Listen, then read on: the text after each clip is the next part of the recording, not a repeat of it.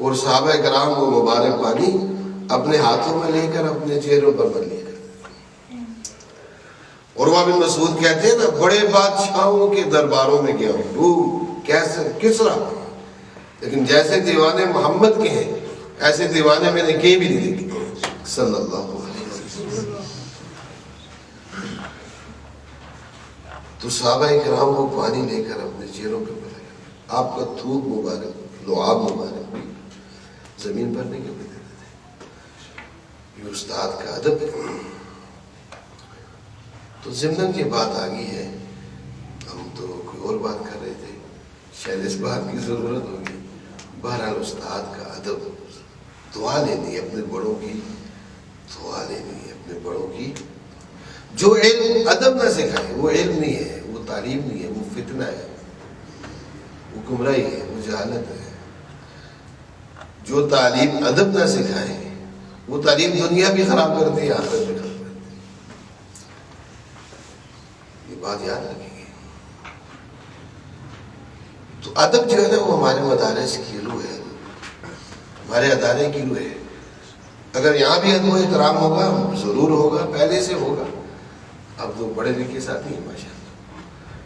تو اگر یہاں بھی ادب و احترام ہوگا تو رونقیں ہی رونقیں ہوگی، برکتیں ہی برکتیں. وہ بچہ اپنے ہاتھ سے میرے جوتے صاف کر رہا ہے. اللہ تعالیٰ ہم سب کو اس کی توفیق عطا فرمائے. بڑوں کا ادب و احترام، بڑوں کا ادب و احترام، اس کی بہت زیادہ زندگی میں سکون آتا ہے. زندگی ورنہ آدمی ڈگریاں اٹھائے پھرتا رہتا ہے. وہ ڈگریاں بھی مصیبت بن جاتی ہیں. کوئی اور کام کر نہیں سکتا، اب ڈگری کو کیا کرے. ڈگری اٹھانا بھی مشکل ہو جاتا ہے. ہاں دعائیں لگی ہوں تو پوٹیاں بھی سیدھی آ جاتی ہیں.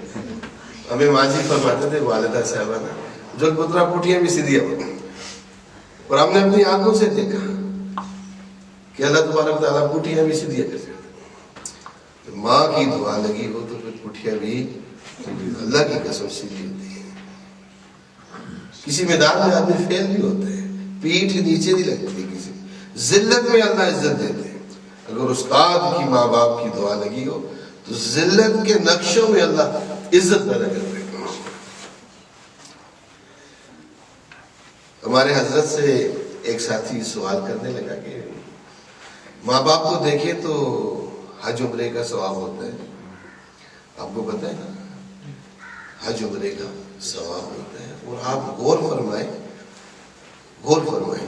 کہ بیت اللہ شریف کو دیکھیں، حج عمرے کا ثواب نہیں ہے. بیت اللہ شریف کو دیکھیں، حالانکہ حج عمرہ تو بیت اللہ شریف کے ساتھ جڑا ہوا ہے نا. مناسک تو خاص ہے، وہی ہوتے ہیں. نماز تو ہر جگہ ہوتی ہے لیکن حج عمرہ بیت اللہ کے پاس ہوتا ہے. بیت اللہ کو دیکھنے سے حج عمرے کا ثواب نہیں ملتا ہے، حالانکہ وہ بیت اللہ ہے، اللہ کا گھر ہے. اور ماں باپ اتنی عظیم ہیں، اتنی عظیم ہستی ہیں کہ ان کو دیکھنے پر بھی اللہ حج عمرے کا ثواب عطا کرتا ہے.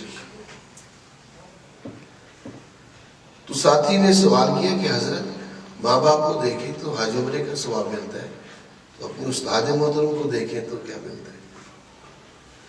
تو حضرت نے بہت پیاری بات فرمانے لگے کہ ماں باپ کو دیکھیں تو بیت اللہ ملتا ہے. حج عمرے کے ثواب کو تعبیر کیا بیت اللہ کے ساتھ. ماں باپ کو دیکھیں تو بیت اللہ ملتا ہے، اور استاد کو محبت سے دیکھیں تو اللہ ملتا ہے. استاد کو دیکھیں تو کون ملتا ہے؟ اللہ ملتا ہے. استاد کا بہت بڑا مقام ہے، خواہ وہ مسجد کے استاد ہو، مدرسہ کے استاد ہو یا اسکول کے استاد ہو. تو آپ اس کا پہلے بھی خیال رکھتے ہوں گے.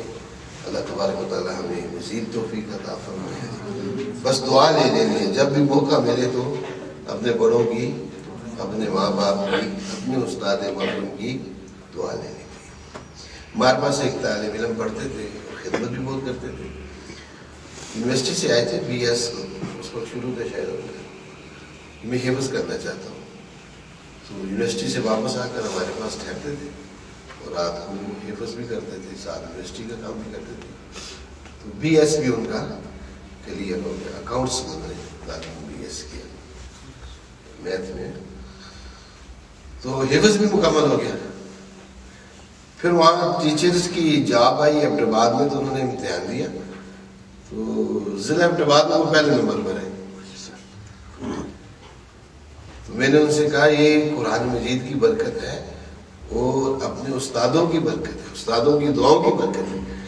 آپ سب کی خدمت کرتے رہے اور اسکول بھی پڑھتے ہیں، کالج یونیورسٹی بھی ہے، ساتھ ساتھ مدرسہ بھی ہے، ساتھ ساتھ مدرسے کی استادوں کی خدمت بھی ہے. میں نے کہا آپ استادوں کی خدمت کرتے رہے نا، تو دیکھیں ادھر آپ کی ڈگری مکمل ہوئی ہے اور ادھر اللہ تبارک و تعالیٰ نے آپ کو جاب دی تھی.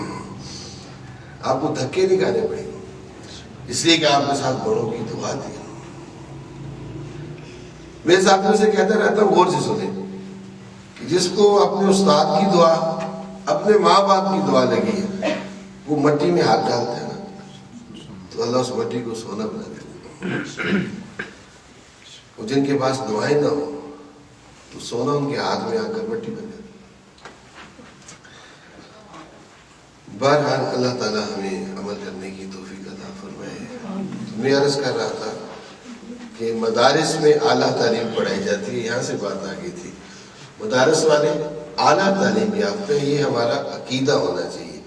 اگر یہ ہمارا عقیدہ نہیں ہے تو پھر ہمارا ایمان خطرے میں ہے، کیونکہ مدارس میں قرآن اور حدیث پڑھایا جاتا ہے، تو مدارس کی جو تعلیم ہے وہ اعلیٰ تعلیم ہے. ہمارے سکول کالج کی تعلیم ہے، یہ بھی تعلیم ہے، یہ ہماری ضرورت ہے، یہ بھی انسان کو انسان بناتی ہے. تعلیم کا سب سے بڑا فائدہ یہ ہے کہ انسان بناتے ہیں. اس وقت بھی آپ معاشرے میں دیکھیں تو اکثر جو اچھے لوگ ہیں، جو سلجھے ہوئے لوگ ہیں، جو خدمت کر رہے ہیں اور نیک زندگی گزار رہے ہیں، سب سکول کالجز سے ہی پڑھ کر رہے ہیں.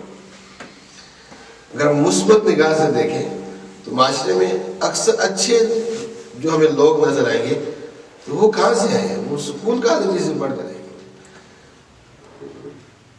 اب اس تعلیم نے ان کو ایک اچھا انسان بنا دیا. سب سے بڑی بات یہ ہے کہ وہ معاشرے پر بوجھ نہیں ہے، بلکہ دوسروں کا بوجھ انہوں نے اٹھایا ہوا ہے. بہت سارے ساتھی آپ کو نظر آئیں گے پوری قوم کی خدمت کر رہے ہیں. اگر مثبت نگاہ سے دیکھیں تو یہ لوگ کہاں سے آئے ہیں؟ یہ سکولوں کالجوں سے آئے. تو یہ بھی ایک تعلیم ہے. گو کہ اس کو فضیلت ہم نہیں دے سکتے مدارس کی تعلیم پر، لیکن یہ تعلیم ہے. اور اسلام اس تعلیم سے منع نہیں کرتا ہے، بلکہ اسلام تو اس تعلیم کی ترغیب دیتا ہے. صحابہ کرام جہاں جاتے تھے، آپ حیات الصحابہ کو پڑھیں، اسد الغابہ فی معرفت الصحابہ، یہ عربی کی کتاب ہے. اب اس کو پڑھیں تو آپ کو معلوم ہوگا کہ صحابہ کرام جہاں جاتے تھے جو نئی زبان ہوتی تھی وہ سیکھتے تھے. حضرت انس رضی اللہ تعالیٰ عنہ کو 100 زبانیں آتی تھی،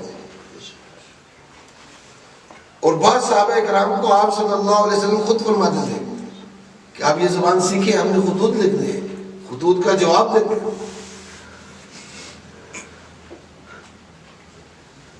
تو آپ جو علوم حاصل کر رہے ہیں اس میں ایک یہ نیت بھی شامل کر رہے ہیں کہ ان علوم کے ذریعے ہم قوم کی خدمت کریں گے، ملک کی خدمت کریں گے، اور سب سے اوپر یہ نیت رکھیں کہ ان علوم کے ذریعے ہم دین کی خدمت کریں گے. پھر آپ کا فزکس پڑھنا بھی عبادت، کیمسٹری پڑھنا بھی عبادت، زولوجی باٹنی پڑھنا بھی، میتھ انگلش پڑھنا بھی عبادت.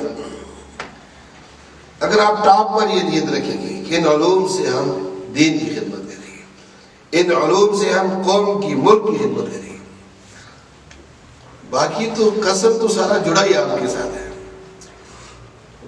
جتنا بھی کسب ہے، جو ہماری معاشیات ہے، وہ تو ساری آپ کی ڈگری کے ساتھ جڑی ہوئی ہے. آپ ہی کو ہر محکمے میں جاب ملتی ہے، ہر محکمہ آپ ہی کو قبول کرتا ہے. تو یہ جو دنیا ہے، یہ جو کسب ہے، یہ جو مال ہے، یہ تو آپ کو ویسے بھی مل جائے گا. اور ہمارا عقیدہ ہم مسلمان ہیں کہ جو مقدر میں وہ تو مل کر ہی رہے گا. لیکن ٹاپ پر یہ نیت رکھیں کہ ہم ان علوم سے دین کی خدمت کریں. تو صحابہ کرام زبانیں سیکھا کرتے تھے، جدید ٹیکنالوجی سیکھا کرتے تھے. سلمان فارسی رضی اللہ تعالیٰ عنہ نے رائے دی تھی نا کہ خندق کھودیں، کیونکہ فارس میں میں نے دیکھا کہ دشمن کی حفاظت کے لیے خندق کھود دی جاتی ہے، تو آپ نے انکار کیا؟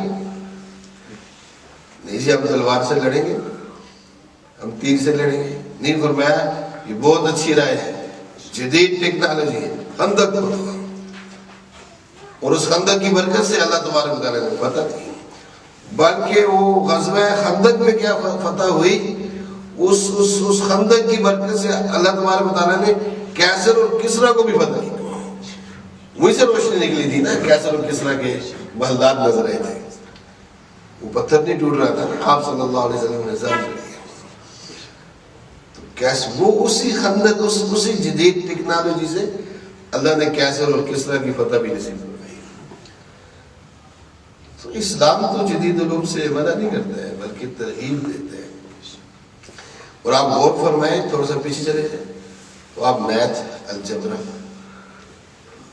باٹنی، فزکس، کیمسٹری، کوئی بھی فن ہے نا، آپ اس کو اٹھائیں، اس کا بانی آپ کو مسلمان نظر آئے گا۔ اس وقت بھی جو دنیا کے بڑے سائنسدان ہیں ان میں اکثر آپ کو مسلمان نظر آئے گا،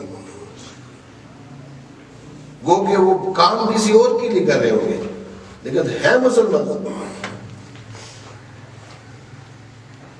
تو اسلام تو جدید علوم سے منع نہیں کرتا ہے بلکہ ترغیب دیتے ہیں۔ ہاں یہ ہے، اتنا ضرور ہے کہ جدید علوم کو، اور جدید علوم کی جو مراکز ہیں، ہمارے سکول ہیں، ہمارے کالجز ہیں، ان سب کو اسلامی تعلیمات کے تابع ہونا چاہیے۔